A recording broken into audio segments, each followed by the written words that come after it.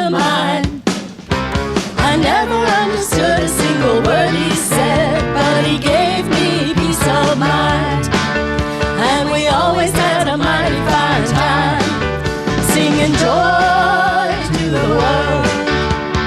All the boys and girls now, joy to the fishes in the deep blue sea, joy to you and me. So today's the first Sunday of Advent. And that Advent means coming. So this is a time that we prepare for Christmas, and there's 4 Sundays in Advent. Each one has their own theme. And today's theme is faith.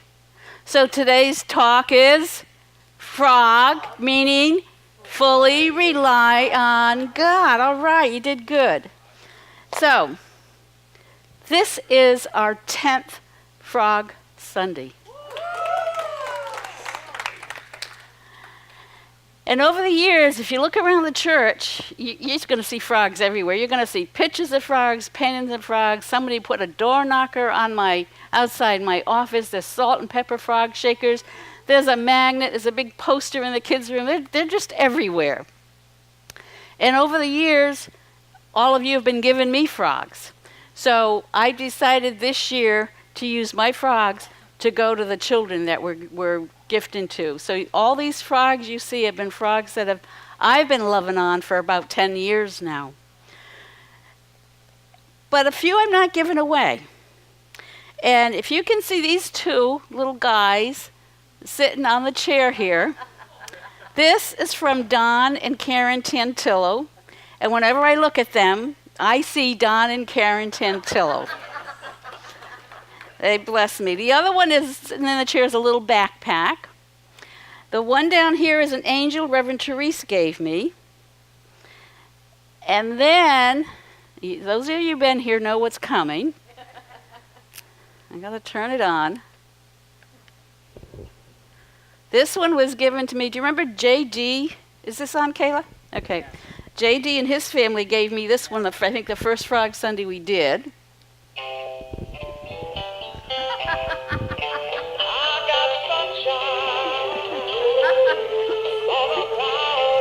In 10 years, he's still working. The other one came a little after that.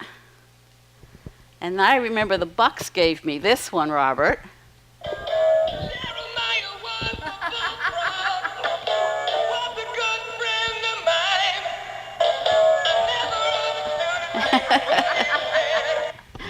So these don't go anywhere. These stay with me. So, do you know why frogs are so happy? Because, Andrew, you ready? They eat whatever bugs them. So a few Sundays ago, I talked about Oscar the Grouch and emptying your trash. You know, that's the stuff that bugs us, right? All that trash. So today, I'm going to talk to you about the law of the garbage truck. We got to keep the theme going, right? Right. So Alex grabbed a cab on his way to the airport. And as the cab was driving down the street, a car parked on the side of the street pulled right out in front of them. And the cab driver slammed his brakes on, skidded, and came inches from hitting the back of that car. The car driver, who pulled out in front of him, stuck his head out the window and yelled a few words at the cab driver. And the cab driver put his hand out the window and smiled and waved. And Alex went, "How could you do that? He almost sent us both to the hospital." And that's when Alex learned the law of the garbage truck. The cab driver said, "Some people are like garbage trucks. They drive around full of garbage, frustrated, unhappy, angry. And as their garbage piles up, they need a place to dump it. And sometimes, if you're in the right place, they dump it on you. Don't take it personally. And then Don't take that garbage and spread it to others, your family, your friends, your coworkers. Don't let the garbage trucks of your life ruin your day. Just smile, wave, wish them well, and move on. We're not in control of everything that happens in life, are we?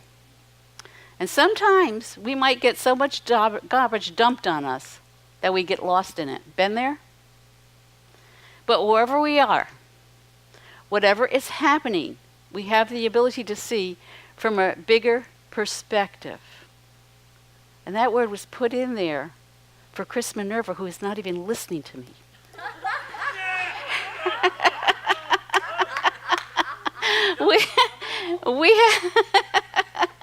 we at our Tuesday morning class, a bigger perspective was the big thing we talked about.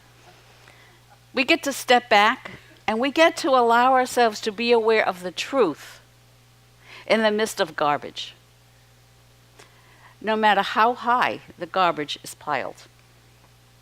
So the scripture, Hebrews 11:11, tells us what faith is. Faith is the assurance of things hoped for, the conviction of things not seen. Faith doesn't require that we know the future. Faith is a trust, it's an inner knowing in God's good, and it comes through many channels. We may not know how it's going to show up, when it's going to show up, but we do know it will show up. 2017, just around the corner. A year of the unknown, isn't it? Things will happen. Things we have no way to prepare for. And sometimes it might feel like we're having some garbage dumped on us. But you know what? We can say that about any year, can't we? Yeah. We don't know what the future will bring. So it leaves us with only one option: to F.R.O.G it.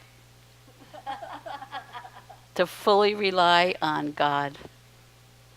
Imagine how it must feel during unknown times for those who have no spiritual perspective like you do. They get stuck recycling the same old trash over and over, don't they? No wonder they dump their trash without caring on whoever's in their way. And our job? Smile, wave, wish them well, and move on. Smile, wave, wish them well, and move on. Fully relying on God means relying on the ever-present, unchanged, unlimited, absolute truth. Not some garbage truck power outside of us, but the power of strength, the power of unconditional love, all the 12 powers we've been talking about, that heals us and that can produce miracles. I had an opportunity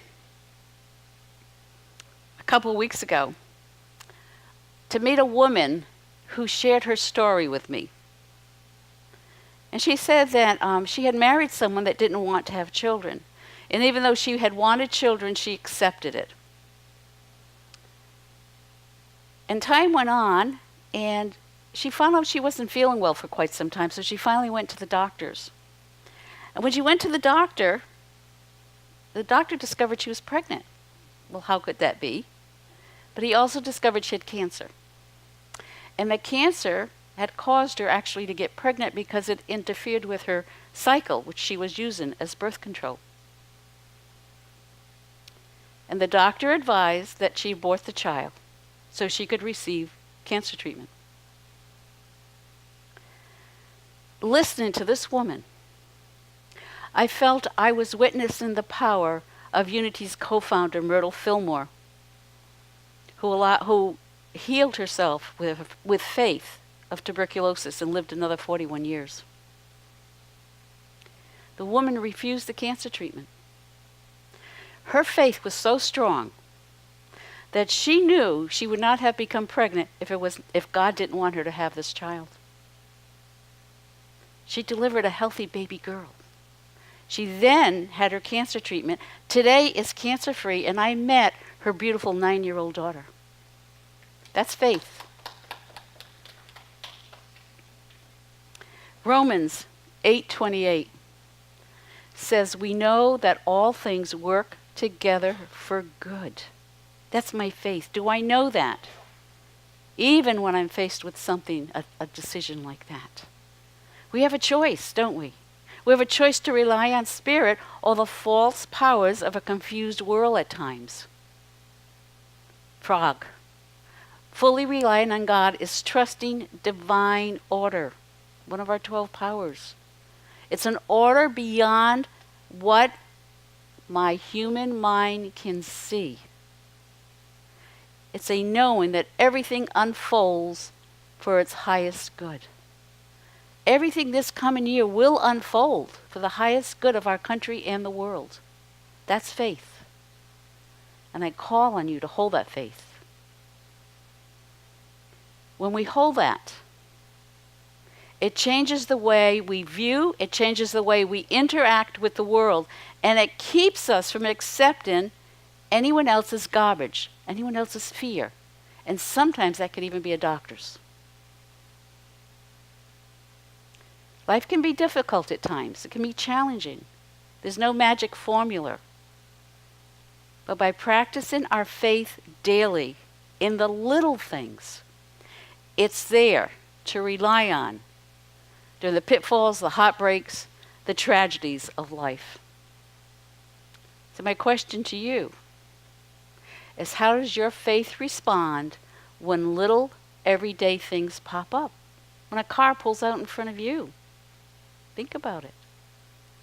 Or what about Thanksgiving Day? We had a great one here at church. But holidays with family, it can be a little challenging, can't they? This Thanksgiving, anyone get any garbage dumped on them?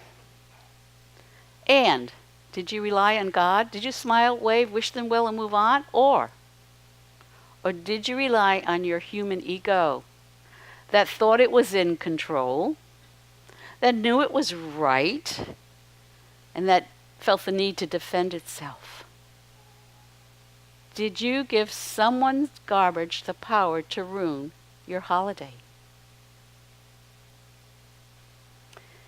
With the big things, with the not so big things in life, we always have an option to rely on God. And when we do, there's an ease in life. I didn't say easy. I said ease.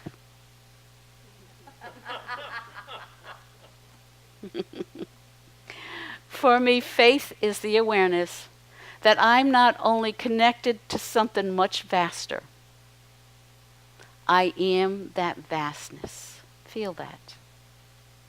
You are not only connected to something much vaster, you are that vastness. Before I counsel someone, pray with someone, enter a patient's hospital room, I give myself time to become centered. I surrender any personal feelings or thoughts I have. And I create a space for that vastness, for God, to move in and through me, so that I'm guided with the right actions, the right words, that I become a vehicle of unconditional love and allow what's ever needed to move through me. 2 Corinthians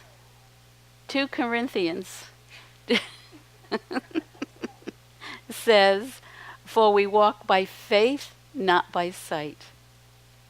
Faith is courageous trust, and we have a choice, day to day, hour by hour, minute by minute, to walk in faith. So I'm going to ask you, think about this. What things do you do daily that require you act from courageous trust? What do I do daily that requires I act from courageous? For me, sometimes it's just getting in that car. How do I routinely invest in possibilities I can't see, touch, or even understand? When does finding peace require that you let go to not know? When does finding peace require that you let go to not know? Faith is nourished each and every time I move beyond my ego-imposed boundaries to the constant, unlimited source of courage, strength, and faith. So this week, if you find yourself in the way of somebody dumping their garbage, what are you going to do? Smile, wave, wish them well, and fully relying on God, move on. God bless you.